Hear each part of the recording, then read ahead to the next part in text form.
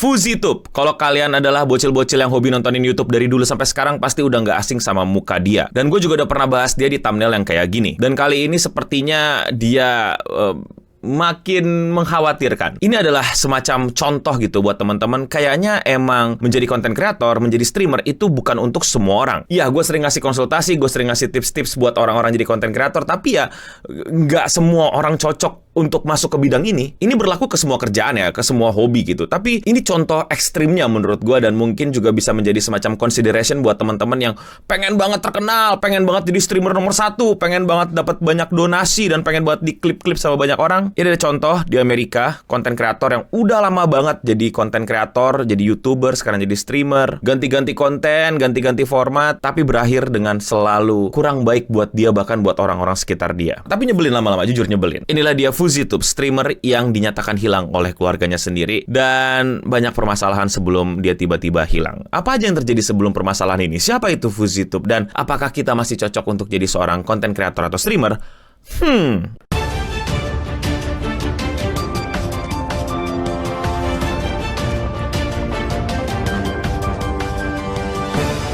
FuziTube, konten kreator, YouTuber bahkan, yang emang udah ada dari YouTube dari kapan tahu gitu, dari sebelum COVID dan lain-lainnya. Dulu hobi bikin konten-konten skit komedi. Oh, welcome, come in, come there, here. Take off your shoes.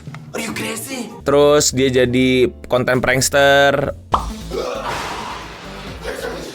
Terus dia bikin daily vlog. That I'm going to own with me on this journey. Terus dia pernah ikutan tinju juga. You're learning right now. What?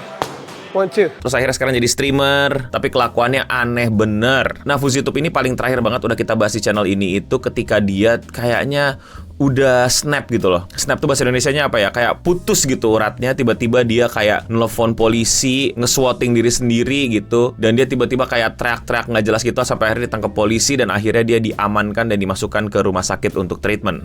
I have his address! What is his address? I said grab my security 20 minutes ago! Yang intinya dia udah punya permasalahan mental, dia udah punya gangguan di sininya dan butuh banget pertolongan. Dan kayaknya udah nggak cocok untuk melakukan live streaming dan membuat konten dan lain-lainnya. Udah jadi pengetahuan umum lah bahwa melakukan kerjaan ya, kalau beberapa orang bilang ini udah jadi kerjaan, ini bukan cuman butuh apa ya, alat-alat produksi, tapi juga butuh mental gitu. Mental menghadapi netizen lah. Seperti yang kalian tahu, netizen di Amerika sama Indonesia itu 11-12. Atau sesimpel mesti 100% gitu. Maksudnya mesti selalu terlihat semangat, sehat, nggak lemes, nggak males, nggak berhenti ngomong. Lu lihatlah beberapa klip-klip yang suka nyebar di luar sana di TikTok dan lain-lain gitu. Seberapa apa ya, full energinya gitu loh seorang streamer. Yang intinya ya udah, nih orang udah nggak kuat untuk itu, lu mesti diterapi, lu mesti mendapatkan pertolongan. Dan somehow sepertinya beliau sudah dinyatakan sehat dan akhirnya bisa melakukan live streaming lagi. Nah, gue nggak tahu nih apakah emang udah bisa live streaming lagi atau dokter bilang kamu jangan live streaming lagi ya, tapi kamu udah sehat, jangan kemana-mana. Terus dia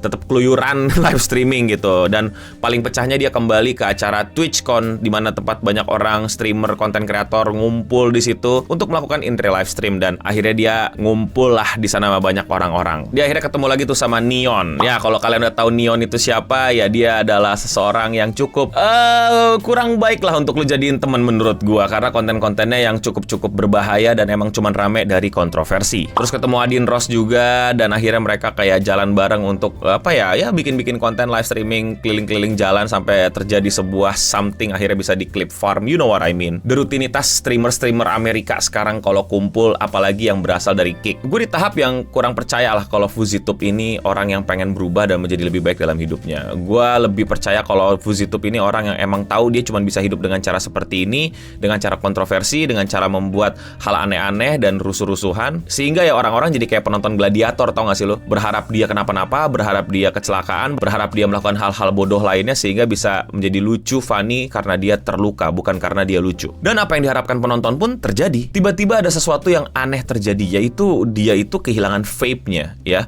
Jadi ya itu kehilangan alat isep-isepnya. Gitu kan, dia mau bikin apa kayak Konohamaru gitu kan, jurusnya Sarutobi gitu, pengen berasap satu ruangan terus digigit tas meledak gitu kan. Tapi dia kehilangan alat vape-nya itu, Dan dia tuh kayak tiba-tiba ngamuk-ngamuk gak jelas gitu ke Edin Ross, ke Neon, dan tongkrongan-tongkrongan di Twitch. You're done. If it wasn't for Gak jelas gitu men, terus kayak ganggu jalanan gitu loh, ganggu traffic, dan bahkan sampai direkam di mobil yang di belakang yang dimana handphone dia ditinggalin di situ. Dan kelihatan banget ini sangat-sangat berbahaya, dan ini dilakuin di lalu lintas gitu. Dan mungkin lo nggak lihat apa yang dia lakuin. Dia bukan gedor-gedor pintu men, dia ngehamping mobilnya. Dan ini terlihat dari POV streamingnya si Fuzi dari belakang. Ini kan kacau banget. Gue gak tahu ya apakah si geng Neon dan kawan-kawan nyembunyiin vape-nya atau emang vape-nya literally hilang aja atau jatuh dan susah ditemuin di mobil. You know what I mean lah. Lu kan kayak handphone gitu kan jatuh ke mobil, apalagi kalau di kursi shotgun gitu kan. Kayak aduh udah susah lah, tunggu berhenti dulu. Terus dia kayak apa ya, kayak kacau banget gitu. Kayaknya udah ketagihan banget sama vape. Nah ini lah bahaya ketagihan vape. Ya, vape hilang dikit langsung kayak apa ya, cranky gitu, bahaya sih. Gue nggak anti sama orang nge-vape. Gue anti sama orang nge-vape tapi nggak tahu tempat. Lagi di tempat makan nge-vape. Ada tuh lagi konser nge-vape. Kayak kalau nggak nge-vape nggak hidup gitu ya. Akhirnya Fuzi nggak tahu lah gimana cara nge-calm down-nya. Tapi abis itu mereka ke mana ya? Kayaknya ke klub gitu dan pengen masuk ke klub. Terus dia kayak dilarang masuk klub gitu karena klubnya ini undangan only dan lu nggak diundang. Terus dia kayak langsung tantrum gitu. Wait, what is that? It's RSVP to come in. And why would you think I'm not on the list? Why are you profiling me and thinking I'm not on the list? I am on the list. Are you profiling me? Are you profiling me? Enggak, ini sesimpel. Lu diundang apa enggak, bukan profiling. Buat kalian yang belum tahu, profiling tuh kayak kegiatan menebak orang dari warna kulitnya, dari bentuk mukanya. Oh lu Asian, lu nggak boleh masuk. Oh lu kulit hitam nggak boleh masuk. Oh lu orang Indo nggak boleh masuk. Padahal seperti yang kita tahu dengan jelas, ini undangan only. Jadi either lu diundang apa enggak. Kalau lu nggak diundang, ya lu nggak bisa masuk. Kalau lu diundang dan kebetulan lu warna kulitnya Mejiku Hibiniu, ya masuk-masuk aja. Terus dia kayak stres sendiri gitu, kayak ngamuk. Terus akhirnya kayak, apalah. Dan di situ mulai kelihatan gitu, kalau dia emang satu, beneran punya penyakit mental.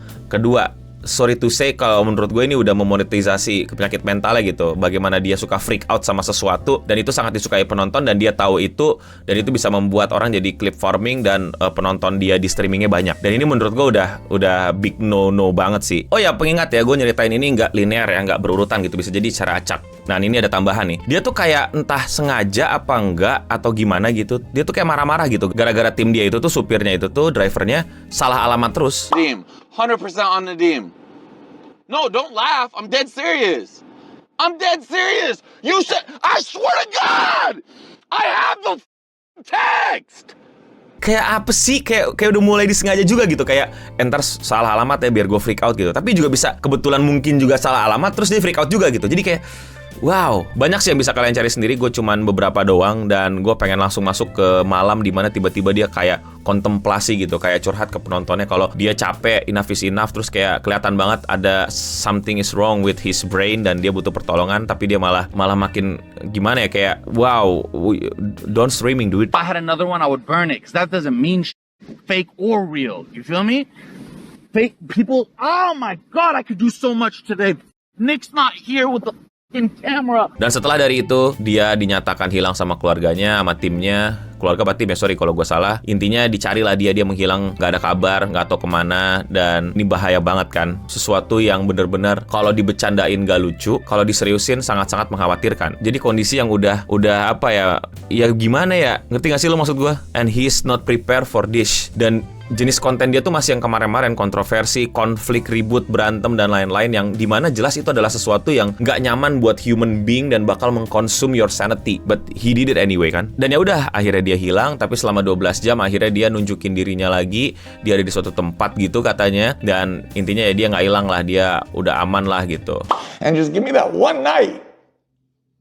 Whatever, I'll leave. The internet wants me gone anyways. Always, I'll leave. But just give me one night as myself. Dan somehow paginya dia bilang udah ketemu tim dan aman-aman aja. Jadi ya sepertinya dia akan baik-baik saja, I guess. A lot of you may have seen what happened yesterday. I'm just posting this to say I'm good. I'm healthy. My team had a wellness check done on me. So, that's the tale of Fuzitube. Orang yang jelas-jelas punya permasalahan mental, jelas-jelas punya penyakit dalam dirinya, tapi sepertinya enggan untuk diobatin dengan benar dan berhenti gitu loh, berhenti menggali sumber-sumber masalah penyakitnya gitu, tapi malah di exploit gitu untuk konten-konten dan clip farming gitu, karena mungkin udah nggak ada jalan lain buat hidup dia gimana cara untuk survive di Amerika ya kayak gini kayaknya. Ini pengingat lah buat gue pribadi dan mungkin juga buat lu pada gitu, bahwa kayaknya nggak worth it man sanity lu ditukar sama famous, angka, traffic dan lain-lain. Belum tentu lu semua ready lo menghadapi hiruk pikuk bagaimana internet bekerja dan sosial media bekerja. Karena di sosial media itu bukan cuma lu doang, tapi ada orang-orang yang emang gue rasa pengen ngeliat lu tuh kenapa-napa. Seriusan, lu mulai sadar gak sih? Bahkan kreator-kreator kecil gitu yang baru naik gitu, pasti ngeliat ada seseorang yang pengen banget lu kenapa-napa. Dan itu adalah sesuatu yang gak bisa kita kontrol gitu, selain lu block, mute, atau